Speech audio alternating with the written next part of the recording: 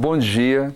Queria agradecer o convite da professora Denise para estar aqui hoje de manhã, porque a gente fez um contato o SEAD faz discussões sobre conjuntura e gostaria de organizar a ida de vocês para franquear, porque é aberto, o SEAD fica agora aqui na USP. A professora Denise falou, mas por que você não vem conversar um pouco com a gente, né? E eu agradeço o convite para estar aqui hoje.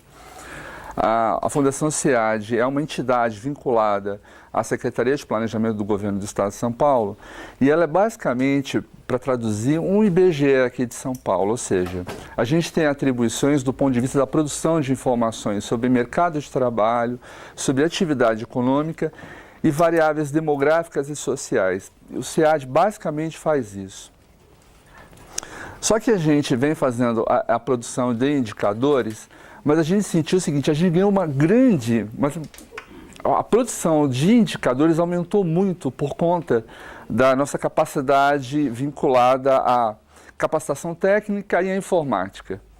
Eu digo que a gente tem uma inflação de informação, mas a gente tem um déficit de análise. E a ideia é um pouco compartilhar, aí a gente montou um grupo de conjuntura para começar a traduzir isso, porque a gente percebeu que a produção de informação sem análise, ela basicamente não vale muito mais hoje. O que a gente precisa ter é a análise do dado. Transformar a informação, organizar o dado, transformar isso em informação e, portanto, em conhecimento. E esse processo a Fundação está fazendo na área econômica há mais ou menos há um ano, do ponto de vista da conjuntura, que é tentar explicar o que acontece no Estado de São Paulo. Esse processo de discutir conjuntura, a gente tem basicamente alguma coisa em termos de economia internacional, economia brasileira e economia do Estado de São Paulo. A gente discute que é o PIB, os setores e mercado de trabalho. E aí uma pergunta, vocês já estudaram o mercado de trabalho? Os alunos têm conhecimento, vocês sabem quando a gente fala taxa de desemprego, o que significa taxa de desemprego? Eles tiveram uma palestra sobre o mercado de trabalho com o professor José Pastore. Com o Pastore. Então, conceitos que vocês dominam sobre o que é PEA, o que é PIA, isso está... Na verdade, o professor Pastore, esse ano, ele não detalhou esses conceitos. Tá bom, então a gente pode fazer da seguinte forma. A gente pode fazer uma discussão, a discussão pode ser aberta no seguinte, que vocês perguntem, e na medida que vocês tenham dúvidas sobre os conceitos. Porque isso eu acho que vai agregar bastante para vocês, porque isso não é instintivo, isso não está no senso comum. Muita gente com que você discute o que é PIB, o que é desemprego, as pessoas na verdade não sabem o que elas estão dizendo. Não sabem. Vários economistas insistem de que você precisa falar com base empírica, baseado em evidências, né?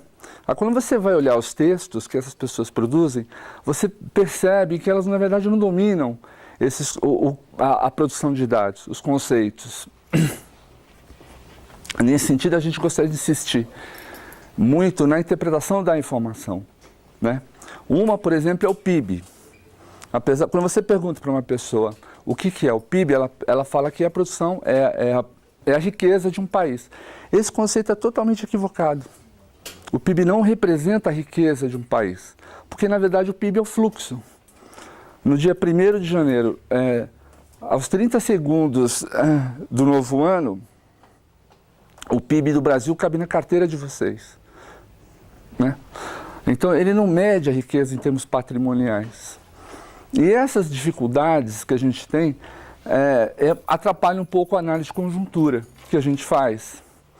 Taxa de desemprego, que a gente vai discutir um pouco depois, vocês vão ver também que não é um conceito instintivo. Se vocês pegarem um questionário sobre desemprego, não existe a pergunta se você está desempregado ou não. Nós não perguntamos isso para o indivíduo que é entrevistado. Tem várias perguntas no questionário, menos essa. Então eu gostaria de que a gente conversasse aqui, que fosse uma conversa aberta, porque o meu papel não é dizer como é que vocês têm que interpretar a realidade, mas passar conceitos a qual vocês possam montar suas próprias interpretações. Está claro isso? Eu vou começar falando um pouco sobre o PIB de São Paulo e a gente pode fazer uma discussão sobre a atual conjuntura. a gente está passando por um processo grave de uma crise que é inédita no Brasil, é inédita. E o Estado de São Paulo entrou nessa crise antes e a gente achava que ia sair antes, agora a gente já está em dúvida. E o primeiro indicador que a gente olha é esse indicador aqui, é o acumulado nos últimos 12 meses. Quando a gente está olhando os 12 meses, você pega 12 meses contra os últimos 12 meses. O que a gente está vendo na economia de São Paulo? Que um certo processo de despiora. O pior momento da economia de São Paulo foi em abril de 2016. E a gente começa um leve processo de despiora e chega numa queda de 2,2. O que significa? Esse dado é difícil para ele se mover, porque ele pega 12 meses contra 12 meses, você substitui em um mês. Então é um dado que se locomove muito devagar. Você não é capaz de captar por esta informação uma medida econômica como liberação do fundo de garantia para consumo. Por quê? Porque esse dado tem uma carga do passado é muito grande. Essa interpretação, ele fica muito comportado, mas qual é a desvantagem dele? Você dá um choque econômico, ele não assimila rapidamente. Então, quando a gente olha essa informação, a gente está vendo a tendência mais de longo prazo. Quando a gente olha esta informação, que é o mês contra o mês anterior, olha como o dado fica mais nervoso. Né? Hoje, a economia de São Paulo estava neurótica e aí se estabiliza. A gente achou que ela fosse estabilizar do ponto de vista positivo e ia começar a sair da crise. As pessoas sentem no bolso este indicador, porque isso é medida de curto prazo. Mas olha o que está acontecendo, 0,1, 0,5 em fevereiro, 0,8 em março e 0,8 em abril. Aí vocês podem discutir assim, mas o Brasil não está crescendo, não teve um PIB positivo no primeiro trimestre? Pois é, mas São Paulo tem uma característica importante. A gente não tem agropecuária como a gente tem no Brasil. E o peso da agropecuária em São Paulo não é idêntico ao peso do Brasil. Aí uma pergunta para vocês, quanto vocês acham que a agropecuária, cana, laranja, carne, pesa no PIB do Estado de São Paulo? Podem chutar. É mais ou menos que 10%. Menos quanto? 5%, 6%. Alguém acha que é mais? É 1,8%. 1,8%. Então, quando a gente diz assim, a agropecuária puxou o desenvolvimento de São Paulo, puxou o crescimento nesse trimestre. A pessoa que fala isso, ela não olhou o peso. Na verdade, a agropecuária não tem empuxo em São Paulo, porque o peso dela no PIB é muito pequeno. Tá? Então, vocês deram um chute ótimo, porque tem gente que chuta 20, 30. Verdade. Isso a gente faz, nessa discussão que a gente faz na Fundação, a gente chama pessoas do governo, e as pessoas tranquilamente, 20, 30%, ficam muito impressionadas por causa da cana, da laranja, etc, etc, etc. Mas é 1,8%. No Brasil, ela pesa 6%. Tá certo? Então, essa diferenciação, o peso dos segmentos é importante para entender essa dinâmica. Em São Paulo, qual é o principal produto agrícola do Estado de São Paulo? Cana-de-açúcar. Não é milho e não é soja. Então, os elementos que estão presentes no crescimento do Brasil no primeiro trimestre não estão presentes em São Paulo. Aí esse dado oscila dessa forma, negativamente. São Paulo depende muito do mercado interno. E outra coisa que eu peço, e que a maioria dos economistas não olha, é isso aqui, livre dos efeitos sazonais. Vocês já estudaram isso também? Sabem o que significa? Sim ou não? Ou mais ou menos? Esse dado aqui não é um dado observável na realidade. Você não observa isso daqui. Nenhuma pesquisa capta esse dado aqui. Mas ele é assim que é divulgado. Quando eu digo que o PIB do Brasil cresceu 1%, 1,3%, na verdade as pessoas sempre fazem isso com ajuste sazonal. Né? Vocês ficaram a par da discussão das estatísticas do IBGE e pessoas dizendo que o Brasil não tinha crescido, que o IBGE mexeu nas estatísticas, na PMC, e aí esse dado, na verdade, estava contaminado pela discussão política. Vocês acompanharam isso nos jornais? O Marcos Lisboa escreveu, quebraram o termômetro. Acompanharam isso ou não? Alguns sim, alguns não. Acontece o seguinte, quando você pega, para fazer a coisa livre dos efeitos sazonais, a explicação mais tranquila é, se você pegar o comércio de novembro para dezembro, dezembro frente ao mês anterior, ele sempre aumenta ou não aumenta? Por conta do Natal, né? Por conta do Natal. E vai aumentar em maio em relação a abril por causa do Dia das Mães. E vai aumentar em agosto por conta do Dia dos Pais. E vai aumentar em novembro a venda de flor por causa de finados. Então, o que você tem que fazer? Para você saber o ciclo econômico, você tem que tirar os efeitos da sazonalidade. Então, esse processo aqui é feito por um software. Sendo feito por um software, alguns conhecem os algoritmos, outros não. Quando você coloca a sua série histórica, seus índices nesse software, ele te dá um resultado. E o resultado é este aqui.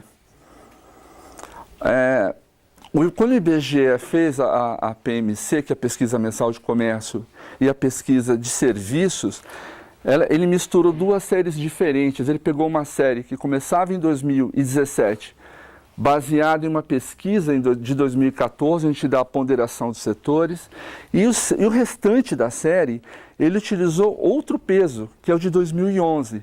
Essas pesquisas ele encadeou. Encadear é fácil, o problema é que ela está com dois pesos. O que aconteceu? Quando o software, que é o Arima, fez o ajuste do efeito sazonal, ele simplesmente gerou uma coisa incompreensível. Então o comércio subiu em janeiro 4, 5%. Mas aí ele cai abruptamente. Então a série ela vai ter que ser normalizada. Vocês estão entendendo? Ou seja, é um processo, às vezes, isso tem muita análise de conjuntura. A palavra, o efeito, você trabalhar com efeito sazonal é complicadíssimo. Não é uma coisa simples. Mas o consumo dessa informação não é muito problematizada. Então, existe um passo econométrico aí no meio que a gente precisa estar muito atento nessa estatística. Tudo bem? E aqui, eu vou passar agora, talvez rapidamente, pelos setores.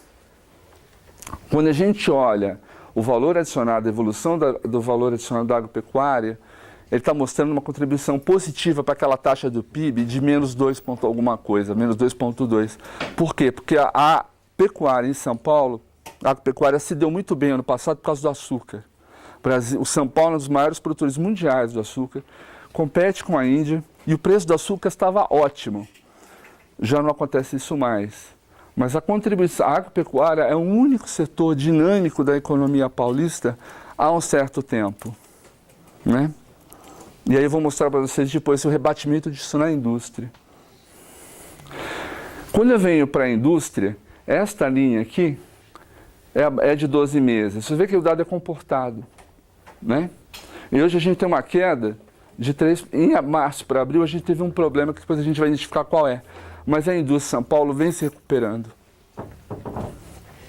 O que é a indústria aqui? Obrigado. O que é a indústria? Quando eu falo indústria, eu tenho 4 setores. Indústria de transformação, indústria extrativa, serviços de utilidade pública e, está faltando, construção civil. Se você olhar a crise em São Paulo, o maior peso hoje por essa queda não é mais a indústria de transformação. Não é. O que derruba a economia paulista hoje é a construção civil. Se a gente tivesse só a indústria de transformação nessa conta, a gente estaria com taxas ainda melhores de despiora. E aí quando a gente vai, olha só o que é isso. Quando você vai para os 12 meses, olha como a taxa fica comportada. Por quê? Porque é da origem dessa informação que ela se mova dessa forma, porque o passado tem um peso muito grande. Quando você olha o dado com ajuste sazonal, Olha como a indústria de transformação estava. E olha como ela se normaliza. Tá certo? Tá claro? Ainda estamos em patamares negativos, mas com uma sensível melhora desde quando você tinha uma retração de mais de 10%. A gente chegou a ter uma retração de 13%. Hoje a gente está em 2,3%. Ou melhor, 2,7% por conta de que abril foi um mês ruim. Mas eu só queria chamar a atenção, antes da interpretação, de como os dados se comportam conforme você adota óticas diferentes. Se você vê uma despiora no longo prazo e uma indústria estagnada no curto prazo. Ou seja, os choques que você tem no presente não vem tendo efeito como as pessoas esperam. Mas a indústria pelo menos se estabilizou no patamar muito baixo de recuperação. Tá claro? E o que o SEAD tem? Forma que indústria que anda melhor. E esse dado aqui é bastante interessante antes disso. São Paulo entrou, quando São Paulo teve um PIB negativo em 2014. O Brasil teve um PIB positivo. São Paulo sentiu o efeito da crise muito antes que o Brasil. Isso por conta que a crise no primeiro momento ela foi um tsunami na indústria. Ela entrou muito forte. Quando você faz esse acompanhamento da indústria, entre abril e 16, a indústria estava caindo 12%, a indústria brasileira 10%. A indústria de São Paulo está nessa parte azul aqui, que a gente não consegue tirar. É um dado da pesquisa da PIMPF. Todo mundo conhece a PIMPF? Se você quiser olhar a conjuntura, você vai ter 3 pesquisas importantes. A pesquisa mensal, a pesquisa industrial mensal, produção física do IBGE, o dado está disponível no site mês a mês. A pesquisa mensal de comércio e a pesquisa mensal de serviços. Elas permitem que você acompanhe esse crescimento. E é isso que a gente faz em São Paulo. O IBGE disponibiliza gratuitamente essas informações. É só você ir no site e dar o download. Quem faz o ajuste sazonal? Você. E aí você tem que manjar um pouquinho de ajuste sazonal. Quando a gente pega essa trajetória, veja como São Paulo mudou a trajetória e começou a sair, apresentar taxas melhores, não positivas, mas melhores que a do Brasil. Na verdade, como a gente entrou na crise antes, a gente começou a sair antes também. E os outros estados, principalmente Pernambuco, Minas Gerais e Bahia, mostraram uma queda da atividade industrial muito forte. Então São Paulo se descola do Brasil e passa a crescer mais.